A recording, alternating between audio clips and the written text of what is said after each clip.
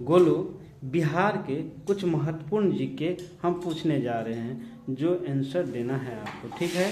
तो बिहार का प्रथम महिला मुख्यमंत्री कौन बनी थी? श्रीमती राबड़ी देवी। बहुत अच्छा। बिहार के प्रथम महाकवि कौन थे? विद्यापति। विद्यापति, बहुत अच्छा। दिल्ली की गद्दी पर बैठने वाला प्रथम बिहारी? शेरशाह सूरी। बहुत अच्छा। बिहार में प्रथम दूरदर्शन प्रसारण केंद्र कहाँ? मुजफ्फरपुर। मुजफ्फरपुर, बहुत अच्छा। बिहार का प्रथम भोजपुरी फिल्म कौन?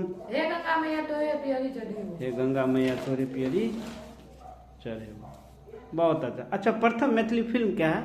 कन्यादान।